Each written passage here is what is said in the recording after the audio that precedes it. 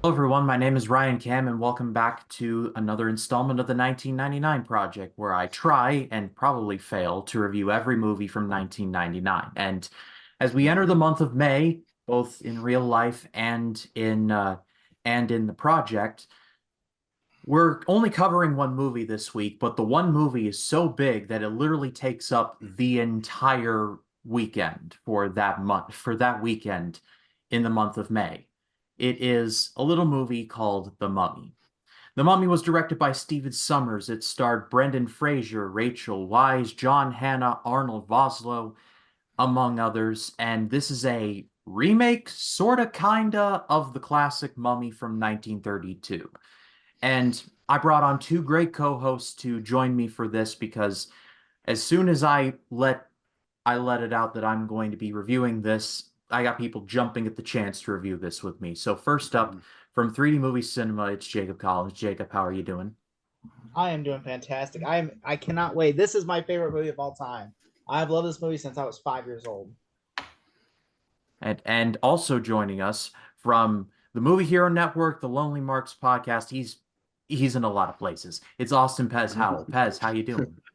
No, man, any chance I get to talk about it's my third favorite movie, but just shy of Aliens and Tremors, although I've seen it about as many times as those movies, probably in the 300 mark somewhere in there. It has to be. I mean, I saw it three times this week just alone, so I mean, I'm racking up the numbers.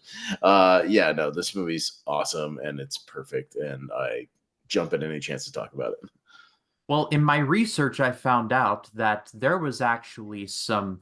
This went through a lot. I mean, movies go through a lot, but this went through a lot in development. Come to find out, this movie had a script treatment written by a guy named George A. Romero, who got famous for making what I'm going to call the Of the Dead trilogy: Night of the Living Dead, Dawn of the Dead, Dawn of the and Day of the Dead. Dead. He would Or do Land of the Dead also, but the main we don't talk trilogy about that one. We don't there. talk about the Dead. But also another name It ended at considered the was Clive Barker of Hellraiser fame, and that didn't necessarily pan out. So that was interesting to read about that because it'd be interesting to see what George A. Romero would have done with something like The Mummy.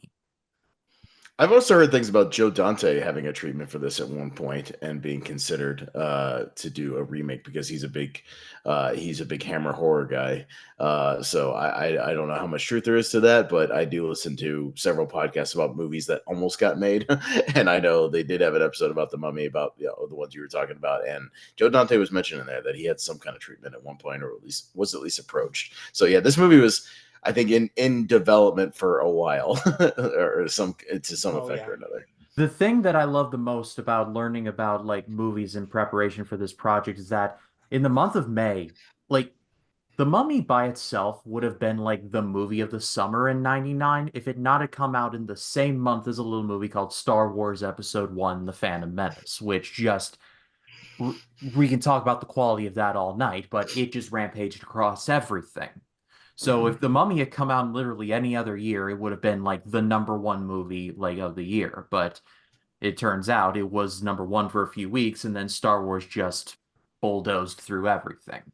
But it's Yeah. interesting to think that in May of '99, there were movie theaters showing The Mummy and Star Wars Episode 1 at the same time. What a time. Crazy. I mean, this movie. I mean, obviously, this movie was like inspired by the Earl Flynn swashbuckling era. Like Stephen Summers, the reason he cast Brendan Fraser was because of the Earl Flynn swashbuckling era. And like this movie, I know a lot of people always compares to Indiana Jones. Yes, the movie's basically it is like a homage to those type of movies, the Earl Flynn or the Indiana Jones, but it's with a mummy. Yeah, I mean, this movie's not like a horror film. Okay, if you're expecting, like, when you hear the title of the mummy, you're expecting a mummy to murder. Although there is some messed up stuff in the movie that happens with the mummy, specifically somebody with their eyes and the scenes where, like, like the people get covered in flies and just like just messed up scenes, like, and especially, I mean, this movie, it's weird that this movie got a PG-13 rating, but then when you watch it, I could see it, but at the same time, you're like, especially there are horror stuff in the movie. Like a guy gets eaten alive by bugs. As long as there's no blood, that's the key. If they That's just get sucked dry with no blood and nothing pouring out of the orifices, it's okay. That's very true. And let's not mention let's not forget to mention, excuse me, the entirety of the opening sequence where Imhotep gets mummified. His tongue gets cut off, he gets wrapped up Mhm. in bandages, and then he gets like buried like in a tomb full of roaches, and then like literally buried alive. Boy, is he strict. So, Mhm. yeah, that's a terrifying prospect right there. I don't care who you are. Well, there's plenty of clever camera cuts to where you're about to see something and we cut away. You mentioned the opening where they're about to cut his tongue out. We just kind of hear the scream. We get something similar later with Jonathan when he gets one cut out of his shoulder. We go to tuck it in there, but just kind of do a little flick of the wrist, and we don't quite see that.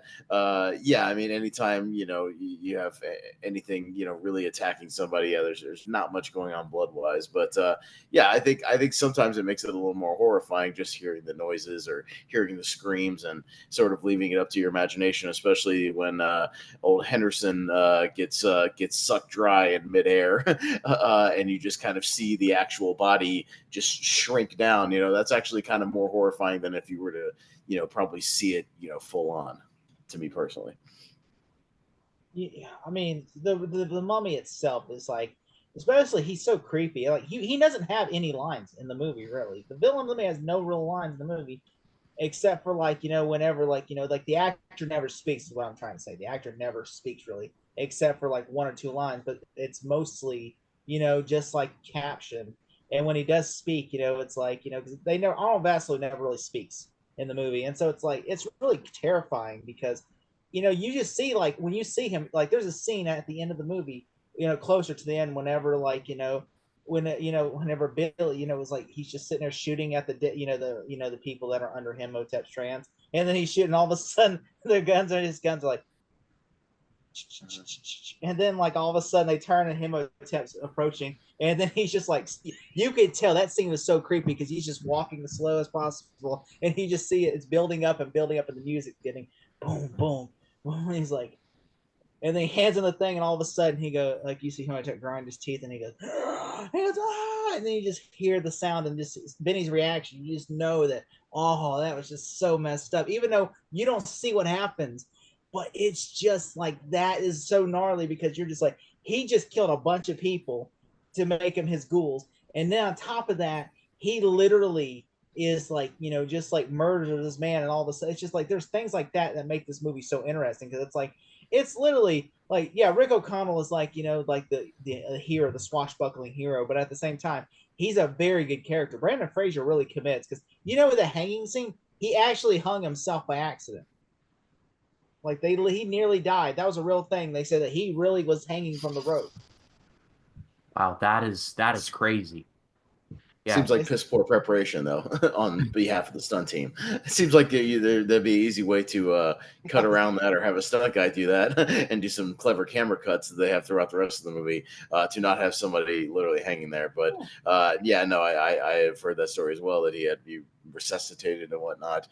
So props to Brendan Fraser for, I guess, not dying on set.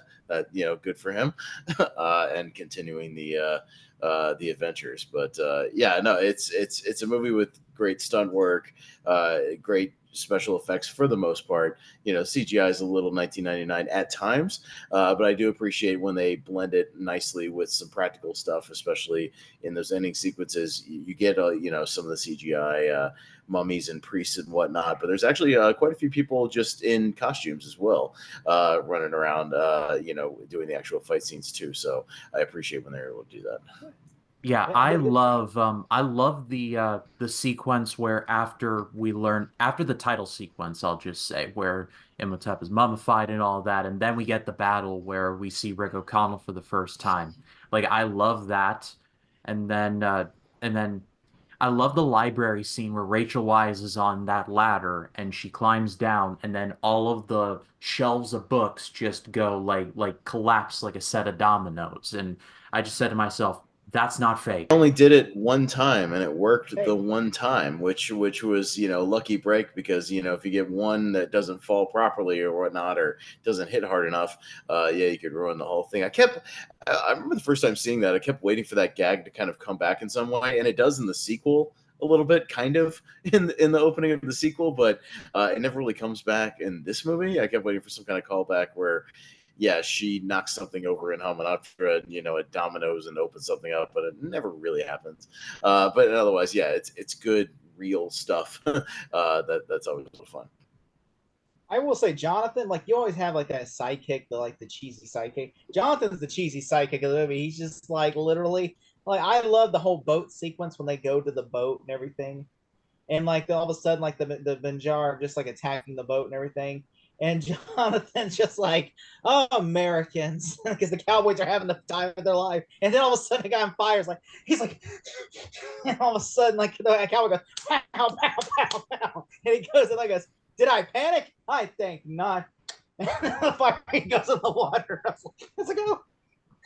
I mean, there's just so many. There's a lot of funny comedy moments, like especially when that one guy hanged Rick O'Connell is just sitting there. And he's like, Rick O'Connell, what do we do? He goes, wait here. I'll go get help. He jumps over. He's just sitting there waiting. He's like, he's not coming back. Like, he's not.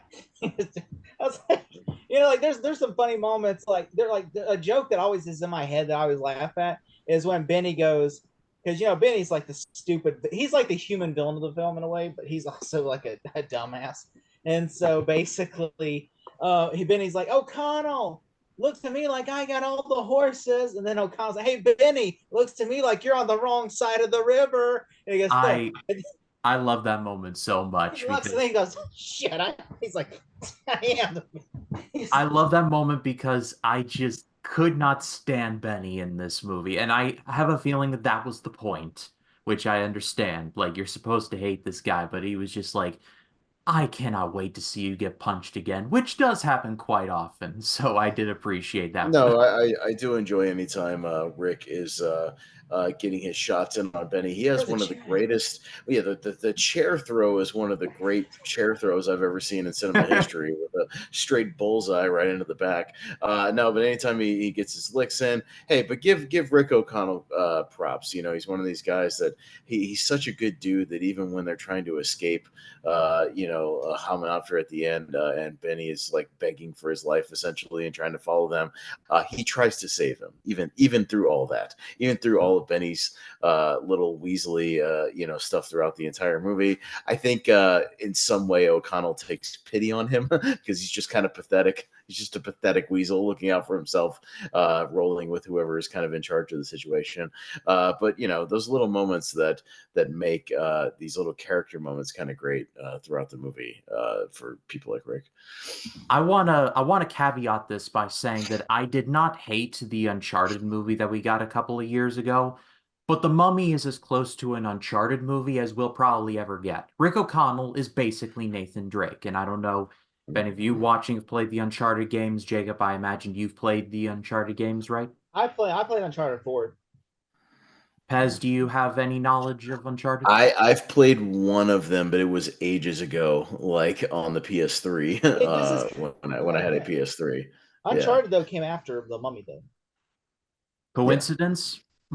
Probably, but the point I'm trying to get at is that the Mummy felt more like an Uncharted movie than the Uncharted movie that we got, which I didn't hate, but still at the same time I'm like Rick O'Connell is basically Nathan Drake. He can be a smartass, but at the end of the day, he does the right thing. Like, I love that. I love the spirit of that. I mean, Rick O'Connell literally, he's the unwilling, I guess, especially like how he goes like the Majar, like literally he's willing to kill himself to be the hero. Like literally when the Majar are attacking them when they're sleeping in their camp, and all of a sudden like Rick O'Connell literally tries to because Adrian Faye is after Jonathan, and all of a sudden Rick jumps on the back of him and they fall on the ground. Then he pulls his gun out and then he hits them with the sword, and then all of a sudden Rick grabs her dynamite and he's just like this. He's like, and then the guy realizes like there's no way it would. So basically he goes, leave or die. And then he pulls the thing and throws it. I'm like, that's such a gangster move where he just grabs the dynamite and he's just like, I'm ready to die, or you kind of thing. He gives that mindset of like, yeah, he just casually takes the fuse out of the stick of dynamite. I'm like, is that how dynamite works? I did not know that. Yeah, you can replace a fuse in a dynamite. Yeah. I mean, it's a good way to stop it. It's basically just a firework. But yeah, I mean, Rick O'Connell, especially the second time, like when the Majar show up, is like really iconic because like they waken the Mummy and then they see all the lotuses, and everything coming, and they're like, run, and then like, I like how they take the guy's eyes out. Like it just plays it so creepily when he turns around. I'm just like, first off, I'm like, if he can't see, how does he know? There's an issue. I was like, if he can't see, how does he know somebody's right behind him and they're about to see? Like he just goes, ah! I'm like, you can't see him though. Like we established, you're like, my glasses, I can't see my glasses. Well, you just know there's a problem when Imhotep is just sitting there like Ed Norton in Kingdom of Heaven with that mask on, and Benny's like, "Yeah, we're gonna need your eyes now." Like that was so creepy. Like I did not see that one coming. Yeah. No, Although the scene he's was come to funny. finish the job. Yeah. The scene was really funny when Rick, like Evelyn is there and he goes, it's creepy. He's like, he took my tongue, my eyes, he took my eyes. And Rick's like, there you are. We're before we can get out of here. He goes, whoa! And then they all come. He goes, ah, and then they all just trample on his ass and then run away. They trample him down and run. And then the mommy gets up like, and I thought that was so funny because it's like they run, and I'm just, I thought it was always funny. And then that is creepy whenever he gets like when Rick, he regenerates off of Mr. Burns, and all of a sudden he's just like, and then all of a sudden the mummy, Rick's like, we are in serious trouble. And he's just sitting there shooting at him, and then he just throws him across the room, and then the cat scares him. That build up to me, that always was a great build up. They're just like, what do we do? Like. I love Rick when in that other scene when he has the cat, like, guess what I have, and holds up the cat, and you're like, like I love that delivery. It's so, and I love the build up to Imhotep getting to where he is, what is most recognizable form as like his mortal form, where he starts out and then he like is slowly getting more and more matter, and Regenerating. we can talk about the CGI, and some of it is not particularly great, but I think what makes it work for this movie is that it looks really cool. Like it kind of reminds me of the original Hellraiser, where the original Hellraiser is all about basically this guy regenerating like one drop of blood at a time. And I don't know, maybe that's a weird comparison, but that's what my mind drifted towards. Well, they do enough stuff in between the CGI that is still good. Where you have the little bits where he goes into Evie's room and turns into sand and kind of pours his way through the door. That's a nice little kind of just transition. You have the stuff where he turns into kind of a sand tornado. So that stuff is fun and that stuff looks good. Yeah, and I mean it's just the little transitional bits before they get to he goes full Vosloo, and all his hunky self. This is a very hunky movie, by the way. Oh my God, there's so many hunktastic men in this movie. Jesus, between Oded Fair and Arnold Vosloo and some of the cowboys and Rick O'Connell himself, like good Lord, this is a lady's dream. I think this movie has quite the following just for the hunk factor, and I swear to God, I've seen so many movie reactions online. Jacob with ladies watching and seeing Oded Fair for the first time and seeing Ardeth and going, my God, that is a handsome man. And you know what? I can't disagree with them that there was a period maybe of about 3 years between about 99 and 2001 where he may have been the most handsome man on earth. There's an argument to be made there between this and Deuce Bigelow and The Mummy Returns.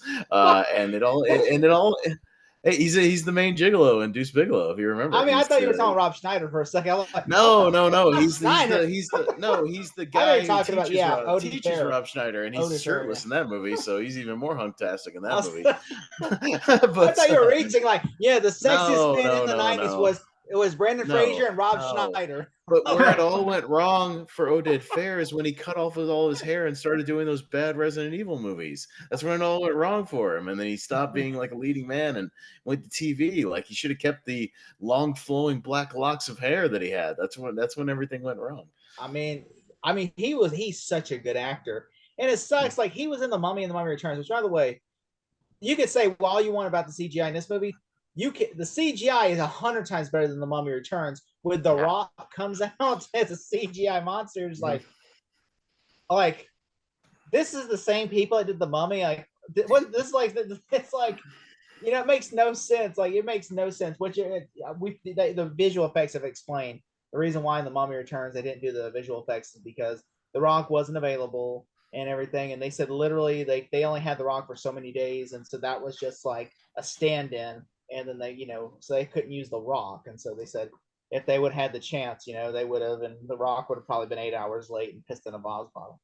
And so, that would have probably been the case.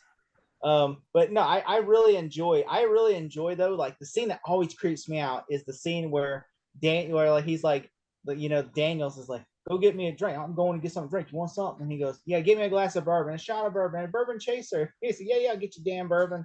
And he's just sitting there, and all of a sudden, all you hear, like, and then all of a sudden, you see, like, oh god, the mummy's there, and then the sand comes through the window, and you just see like the reflection of like him turning into a skeleton. He's like, ah, and he was like, oh, just seeing his skeleton, even though it's CGI, but you could tell that looks so creepy, like he's dead, and just like with like Egyptologist fella, he's like whenever like he gets murdered and you just see like he's nothing, you see Imhotep turn to Rick O'Connell and them, and you just see he's nothing but like skin, like like almost burned, like dead flesh, and then he goes, and they shut the door, and I'm just like, that creeped me out. And he just walks right through it too. He just walks right through it as everybody else is trying to get the flies off them. Doesn't he murders them? Doesn't he murder those people? I No, mean, he doesn't murder them. No, he just releases the plagues, and then the boils and sores thing. I thought he killed them. No, and the boils and sores thing, they're just possessed for a little while, and then he probably gets killed, and they go back to normal. I don't think. I always assume he just murdered all those people and made them his. No. They're not dead. They're just possessed. They're possessed by the his power and whatnot. No, they're just zombies. Think of how many people though. Like the next day, like, man, we had a weird night last night. I could have swore I got poked in the eye by somebody, and Tim got shot last night. Yeah, we were chanting something called Imhotep. Literally, I was literally like 2 hours. I was literally like on my goat going home, and all of a sudden I'm like somewhere in Cairo. Makes no sense. I do like whenever they fly. How they fly. They're on the plane, and all of a sudden, like Brandon Fraser's like, "Are you all right?" And John's like, "Do I bloody look all right?" And then Oda Farrell's like, he goes, "Hey, how you doing?" And they're both like. I was gonna say that sequence is a nice payoff for, and one of the things I like about this movie is even the little minor side characters are all interesting, and they all have their own little subplots and whatnot to pay off. I mean, Winston's like this Royal Air Corps guy who yearns to go down like his brethren did, in the heaps of battle, and he even has this this little plot about he finally gets a chance to kind of do something heroic, save the world and whatnot, and he goes down, but he goes down with a smile, and it's kind of sweet and heartwarming. It's his own little mini movie within the movie, and that's one thing I appreciate about this is all the little character beats and the character moments that are nice little payoffs kind of throughout the whole thing. And it's funny how Benny, like, because she kisses him to distract him where the plane goes. She has to like move him over to kiss him, and then all of a sudden Benny's like, "I love the whole sand show, everything, the sand and everything, bastards." Just like, well, that sequence might be a good time to point out how awesome the score of this movie is. Jerry Goldsmith, the great Jerry Goldsmith, has a fantastic score that has like little allusions to kind of Lawrence of Arabia when they're doing the the trek through the deserts and whatnot. Kind of at the end of the first act, you get those epic moments. When he raises the sand wall, kind of with the choir and everything, and even the sweet little kind of bouncier moments with Evelyn and Rick and whatnot. I think Jerry Goldsmith just did a hell of a job with the score, and it really works when it needs to. I loved it whenever like they're going through the desert and everything, the end of the score is just building up, and then up until like and it really does show that, especially like when Imhotep, Jerry Goldsmith's on track. Like I know the villain score, I know whenever the hero score is, there's not a lot of composers like a composer could just be like, what, I'm just gonna put soundtracks in this movie because and that's what a lot of composers nowadays do, because the studio just doesn't want to make, like, I don't think this movie could be made today because there's no studio that would be like, oh, we're gonna make this much movie for that much money. No, we're not making that. We want it to, unless it's like part of a cinematic universe, or it's like, we have to have like full creative control. And just like this was like a gamble. They tried to do something like that. It was called The Mummy 2017, and it did so well that the Dark Universe died 1,000 deaths. Hey, you can still go back and see the logo that never was at the beginning of that movie, and the things that they had lined up for that. But no, I wanted to talk about again the things that make this movie really work and so rewatchable. I think the relationship between Rick and Evie is really great. You know, their banter back and Oh, forth is pretty damn pitch perfect. They're a perfect kind of counterbalance to each other because Rick is, you know, he's enough of a sort of macho guy, but like you said, he's got a sensitive side. He's got a heart. You know, he's sarcastic when he needs to be sarcastic, but he's sweet at the same time. He does the right thing. And Evie is a great, you know, sort of strong leading, you know, female character to where she balances out Rick without them kind of overpowering each other because she's the brains of the operation. Rick's kind of the muscle. But you know, and using her book smarts and her librarian smarts to a good degree, and she kind of finds her courage as well. And it's really great stuff all over the place. and Rachel Weisz doesn't get enough credit for her role as Evie because she literally can play it like she could play like the awkward shy girl, then like the then like the smear. Like I see her like Lois Lane from Superman. She's someone that like she comes off at first like nerdy, but then you realize she can hold her own. Like no, like especially like whenever like literally they're in the car fighting off the possessed people, and she literally is just like trying to. They're all like Brandon Fraser never has. Rick never has to fight hers. She's literally just going like this, like this. The only person has that needs help really was like that one guy, Daniels, where he's like, O'Connell, O'Connell, like, and I'm like, but everybody else, and I think that's what's so unique about this. And I really like that, like how like like they go like to the gold room of treasure, and all of a sudden he goes, "Can you believe you? Couldn't we just?" He goes, "Nope." And then like all of a sudden they go, "Who the hell are these guys?" He goes, "Please, Imhotep's please." And then he goes, "Okay," pow, pow, pow. And they're just like shooting all up. And I just think that's so great. I mean, this especially like, and then Brandon Fraser shows up at the end with a third act, and and he's just trying to resurrect, and all of a sudden, Jonathan's trying to distract them up. I love especially my favorite moment is whenever like Jonathan gets them to kill a Noxima Moon. He gets the soldiers to kill Noxima Moon, and all of a sudden, Imhotep watches the Noxima die and goes, "Now you die," he says in his life, "Now you die." And then all of a sudden, Brandon Fraser, when he grabs Jonathan, then Brandon Fraser goes, "Ah," and like cuts his arm off. And then he just throws Brandon Fraser. I'm like, that's such a good scene, especially like I like how when they read the spell, it finally takes away his immortality and he's mortal. And then when he just comes up and gets stabbed and then dies. And then it shows how impactful, especially the whole entire building is coming down because of Benny's stupidity. And then like time to go. It's like, and it just shows like, I mean, especially this movie does have some kind of like scary moments, but at the same time, it feels like a swashbuckling movie that never gets a lot of praise. This movie does not get a lot of praise. Like I know some people say like there's some like horrorists that are like the Mummy is the 1930s Mummy film. That is the true Mummy film. And I'm like, most people when they say the Mummy, because this movie's such a good remake that when they say the Mummy, most people think this movie. Yeah, not Unless to Psycho. mention even the 30s Mummy. It's still a horror movie, but it's also more kind of like a romance if you think about it, because Boris Karloff is trying to like resurrect resurrect his princess, sort of kinda. So it's not like it's not like Dracula in a way, but it's like the horror's more subtle, I guess. I don't know. Maybe I'm just talking out of my butt, but you know. Well, there's those very strategic kind of callbacks to the original one, and this one, like you said, with the basic plot of the resurrection and everything, is a nice kind of callback to that. There's enough in this movie that's homages to those Universal horror movies to where you can kind of appreciate it. But yeah, this is definitely more leaning into the action adventure mode. But I don't mind that because I think it's kind of a perfect action adventure movie, for what it is. Perfect balance again of really good practical action, some good CGI stuff, good stunt work. Yeah, great score, and just kind of good comic relief. I mean, there is a lot of comic relief in the movie, but I think most of it hits and actually works between Benny and Jonathan and the warden and all that, because they're enough unique and different that their humor is different, and we slowly kind of whittle the cast down so it's not too overwhelming and it winds back a little bit. But I think the character stuff, Jacob, is the stuff that is very rewatchable for me, and why I keep coming back to this movie all the time and being in this world and kind of hanging out with characters. That's big for me. A movie that you want to just be back in that world all the time, hanging out with those characters. I think that's what makes a lot of movies rewatchable.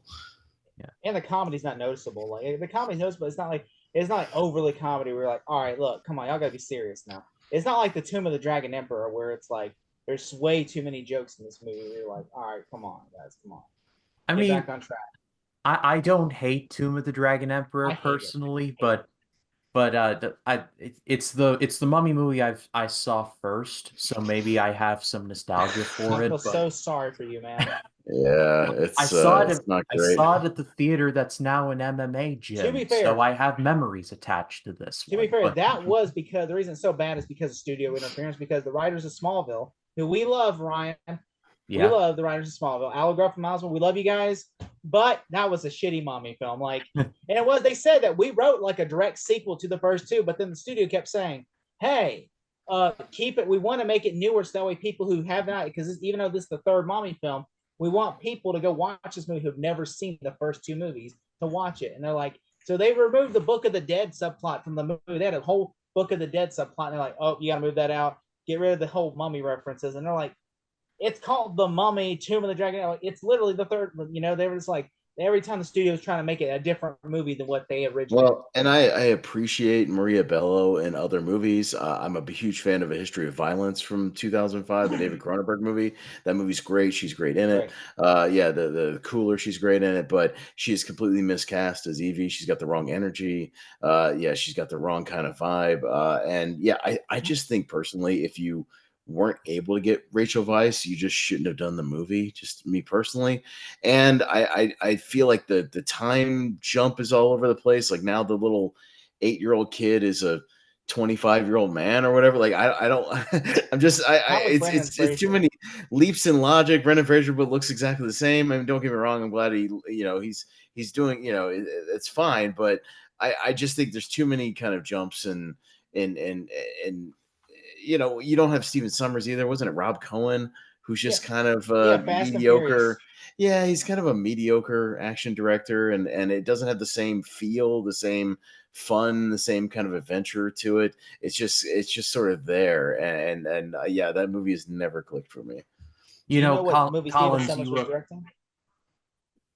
Well, I know he did Van Helsing, and then he did some other stuff after that. But he was doing G.I. Joe: Rise of Cobra. That's what he was directing. Yeah, I know. I mean, well, say what you will about that movie. That movie's better than most of the Transformers movies. I'll stick to that. But yeah, that's a pretty low bar to get over. But yeah, right. It's funny you bring up Tomb of the Dragon Emperor, because I remember like literally in the trailer of the movie, like Fraser's like, "I fought more mummies than you," and his son's like, "You fought one mummy, Dad," and he's like, "Yeah.